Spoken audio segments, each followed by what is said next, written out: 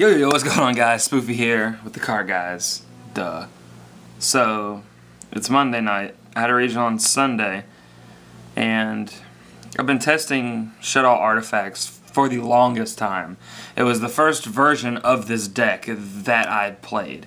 It wasn't even the lights on my van. I love Shaddolls. Like, Shaddolls are my favorite, archetype, kinda, you could say. I like the way Moral Talk interacts on your opponent's standby phase, and you can have monster or their turn. Excuse me. I'm tired. I just worked a fucking 12-hour shift with having like 3 hours of sleep. So, but I'm getting this video up. So I took this deck knowing that this is the deck that I had the most playtest on, hands down, and I knew the deck inside and out. And I made a couple of decisions in the deck that I don't know about, but then I made an upgraded list, or an updated list, you could say. And then my friend Cody Angeloff actually messaged me on Facebook and said, "Hey bro, I'm testing this deck out," and it was literally card for card, like almost exact as mine. I was like playing one less monster and one less trap for double Vanity's Emptiness, and I did not even play Vanity's Emptiness, and it was then that I was just like, I'm gonna play his build and I'm gonna test it, and it tested very well. Into the tournament, dang, I'm not even prepared. Going into the tournament, I was very confident. I got 16th place. I went X2, and I'm not actually satisfied with that. I wanted to go X1, but I'm gonna go through my round by round and tell you what happened and all that. But yeah, if you want to, I will. If you don't want to listen to this part, I will go ahead and give you a time link down at the bottom where the actual deck profile starts. But round one, I played a guy that I know. He's from Tennessee. His name's Fred Sutton. We went into game 3. I beat him game 1. He beat me game 2. In game 3, he ceasefired my Falco, puppet planted it, and attacked for game with a Beagle Talk, Moral Talk, Falco, and a Dragon, I want to say, or what it was. So he stole game 3 because of ceasefire, which I made the big mistake of not playing. I think that card is actually kind of good against the Shaddoll mirror match. Even main deck probably could play. But lost to him. Then I played another Shaddoll player. I beat him really easy. I opened up actually unplayable game 1, and he exploded with a double construct, and then I grinded out, top deck to Sanctum, hitting his card, then drew, and then had to take attacks for 2 turns. Like, he got over my Moral Talk, and then he attacked me again, and then I topped the Shadow Games, played the Shadow Games, played a Burst Rebirth on my Beast, and then just from there it was just infinite. And I opened up with BLS, so it was pretty safe to say, him exploding really fast like screwed him over. And yeah, so I did that actually twice. I opened up unplayable twice and drew into one card that just swayed it forever in my favor. So I won that. Then round 3, I played this guy named Noah, and he was playing Lightsworn Shaddolls. And game 1, he beat. It was like a 25-30 minute game 1. It would grind it back and forth. And I actually wanted to play the third construct because in the Shaddoll mirror match, grind games are unreal, and having the third construct in a mirror match is very good in my opinion. And so we went into game 3 in time, and he mind controlled my Falco. No, he mind controlled my Hedgehog, and got a fusion and synced for Leo, and I had no way around the Leo. I'd used 2 Sanctums, and I couldn't draw the third for 2 turns. So yeah, that happened. And then what else? Next round I played Fairies? Fairies, that's what it was. I played a Fairy matchup, and I beat it pretty easy. That was round 4, so I was 2-2. I was really discouraged after I was 1-2. I was like, fuck this shit, I'm just gonna go trade, but whatever. Then round 5 I played a Shaddoll matchup again, and he opened up the nuts all 3 games, and somehow I won. So I don't even remember that match. And then round 6 I played a Shaddoll player, and we only went into game We didn't even go to. I beat him in 2 games. He opened up really good. I opened up mediocre and still won. Like it's like 98% of Shaddoll players are helmets, and you just have to know how to play your cards. And that's what I did. Like, I don't even think I deserved to go X2. I played that tournament like I didn't lose. And the 2 games I lost were just from 1-card top decks. It was unreal. So, after that, I played actually a Miss Valley Falcon deck with the big chicken bird thing that negates stuff. I went into game 3. But game 1, I grinded it out and won. Game 2, he opened up Anti-Spell Fragrance Dark Zamorg, and I had no way to get around that. So, yeah. And one thing about this deck, like, I opened up Mathematician, and that game I would have won if I had a Felice in my deck, and I didn't. So, then, what is it? Game 3, it was a dumb ruling. I won because of it, but I had a Vanny's Fiend and a Mortal on the field, and I had 2 face downs or 3 face downs, and he summons Mr. Valley Falcon, places a safe zone on my Vanity's Fiend, and I chain trap stun to the activation of safe zone. He tried to attack declaration, pop or bounce back the safe zone, thinking that Vanity's Fiend will die, and I knew it wouldn't because cards resolve where they activate. And it was like a big old controversy about it, but it was ruled in my favor, thank God, and I won because of it. So yeah, won that, and then last round I played a Satellar, my first Satellar matchup. In game 1, I played Mathematician, send a dragon up, destroy his back row, and he keeps on telling me that Call of the Haunted, if he chains Call of the Haunted Dragon's activation, he'll get the Neb effect, and he couldn't, and I tried to tell him he could not. So he did it again. Like, I Shadow Games the Dragon once, and he tried it, and he kept on arguing that he could. And then I Mathematicianed, and I told him he had to do it to the activation of the card before it sends, so you get the Call of the Haunted effect, or the Deneb effect, and he did not believe. He didn't even think about it. Like, it made me mad. And then another play, I Reverse Rebirth the one. This kid just gave me the biggest headache ever. Like, he called me a rule shark, which really made me mad. I was just like, no, you need to learn your rulings. I'm not a rule shark. You just need to know your rulings. Know what cards do. So, what was it? Game 2, I Burst Rebirth my Beast, flipped it to draw 2, and left it on the field and attacked twice, or attacked with 2 monsters, instead of go past my turn. And he was like, oh, well, I'm going to go Altair Deneb, get Altair, go 1-on-1 and take your Beast. And I'm sitting there like, don't think that's how that works, because it was a new summon. Like, yeah, it was special summon face down, but it was a new flip summon. You can't special flip summon a monster. Like, it's impossible. So, he ended up like grinding out. Like, I had a really good established field, and he grinded it out somehow. And then I top deck Soul Charge. And I went Volcasaurus Leo. I had a Construct, 2 level 5s, and a Falco on the field. And I went Leo, Volcasaurus, and hit his Altair, then hit his Delteros, and I won. So I went X2. Those are my matchups. I'm gonna go ahead and get into the deck list. I should have played a third one of these. Like, if you're gonna play if you play 5 mirror matches like I play, like, you were gonna definitely like need this. In my personal opinion, not when the new set comes out, like for the Earth one and the Fire one. So yeah, but honestly, like right now, I would play a third. So let me put these back in here.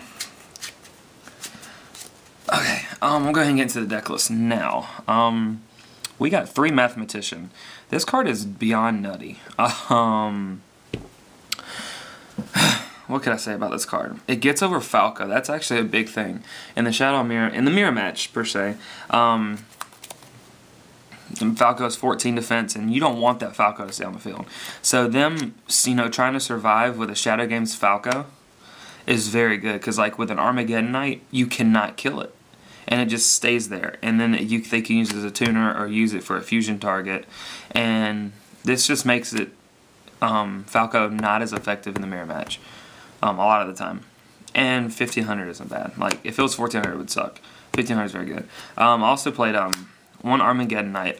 This was actually a last-minute throw when we revamped the deck. This was like a last-minute throw-in right before we went to regionals.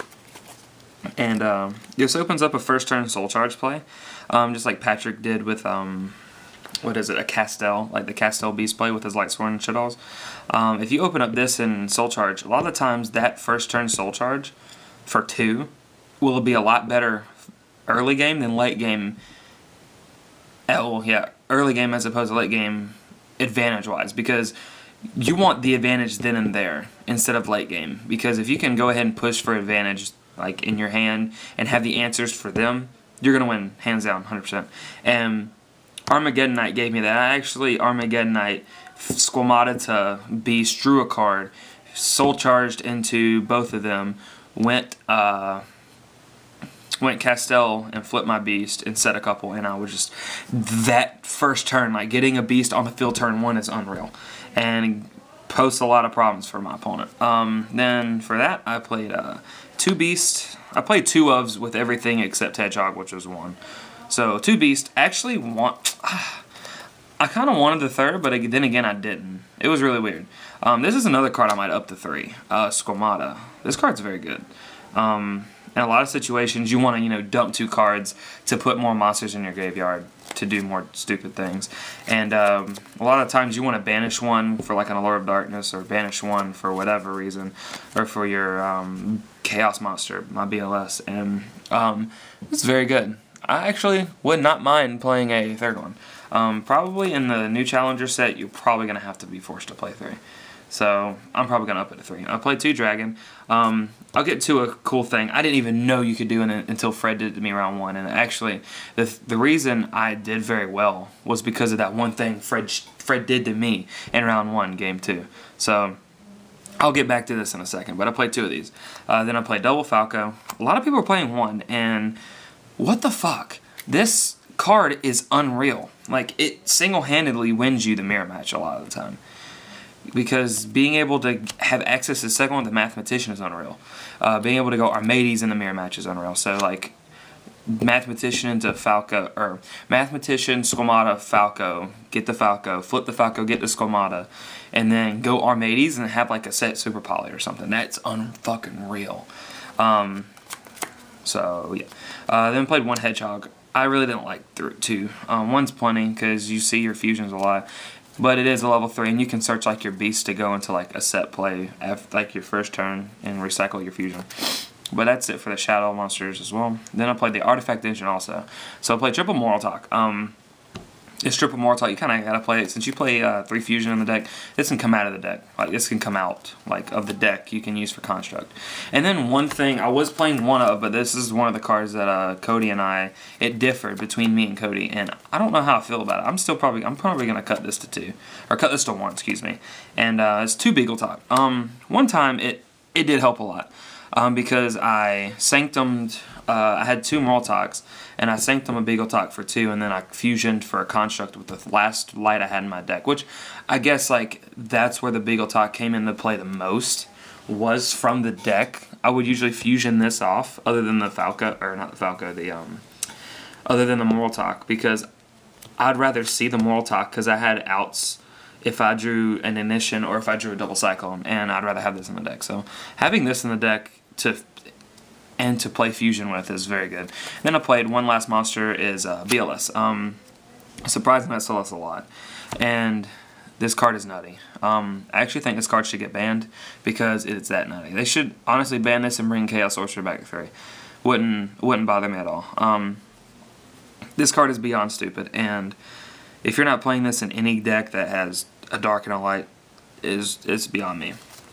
That's my monster lab. I believe it's like, I want to say it's 19 monsters. 1, 2, 3, 4, 5, 6, 7, 8, 9, 10, 11, 12, 15, 16, 17. Yeah, it's 19 monsters. I believe it's like, it's 9, 12, and 19, 12, and 9. So yeah. Then for spells, play the obligatory 3 fusion. It's fusion. Duh. Played 3 ignition. Now this is a lot of people don't like this card. I don't know why. Game 1 it's very good. Game 2 I usually sided out my Beagle Talks and my 3 ignition for like Mallicats and MSTs a lot of the time. When I play the Satellar guy, that's what I did. But Also played Double Cyclone. This is another card that's very good. Being able to pop your Molotov, hit a card on their end phase, and then in turn, like, doing that and then popping their monster, netting you a plus, like, what is that, a +1? Yeah, it's pretty good. So, Double Cyclone, yeah, it's good. I can't really say much else about that. Like, it's just, even having this in anything really is very good, because anything is, like, you can chain stuff with this. So if you double cycle like an ignition, or like I double cycle into Sanctum, or double cycle on the end phase your burst rebirth, targeting their face down, and then you burst rebirth, bring it back and pop their card too. Like, it's gains so much advantage. Like, it just acts as another like MST, which is very good. Then I played the one Allure. This card is MVP. I love this card. Then I played one Foolish, one Super Poly, and one Soul Charge.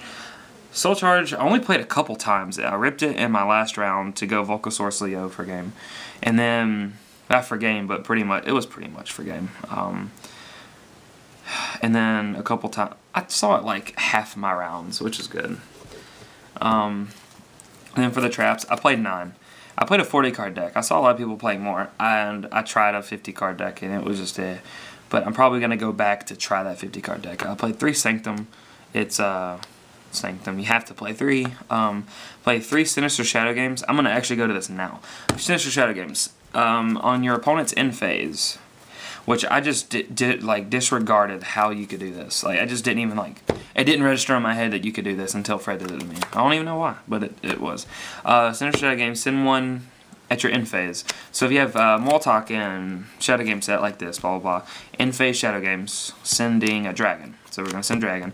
Dragon is any spell or trap card, so you can destroy this, bring this out, and destroy something. So it acts as a pseudo Sanctum. It's so good. Like, this won me a lot of games. It actually stole me a couple games because I got the Dragon. So I end-phased this into this, and then burst rebirthed. Still in end-phase the Dragon, flip to destroy or send the last card and attack for 4,000 per game. I did that 3 times. So that's pretty good, not even gonna lie. And then the last card I played was triple burst rebirth. A lot of people told me I was absolutely stupid for doing this, but I don't care what people think. I don't care what people think at all. This card is very good. It's easy side out card too. I would always side out 1, not 2. Only 1. And being able to have this card and in phase getting your beast, like going Mathematician, Squamata Beast into this is very good. That's one of the reasons why I did only play 2 beasts, is because you could just get it back anyway. And, like, yeah, the draw is good, but drawing 2 and discarding a Shaddoll is a lot better. So, yeah, play 3. A lot of the time, in all the rounds, I played 2 of the Shadow players I played. One I lost to and one I just beat, playing out. Main decked triple D Prison. I'm not sure. A lot of people are playing D Prison, and that's where the helmet aspect comes into play. Like, it mind boggles me that people main deck 3 D Prison and fucking Shaddolls. Like, I just did not understand it.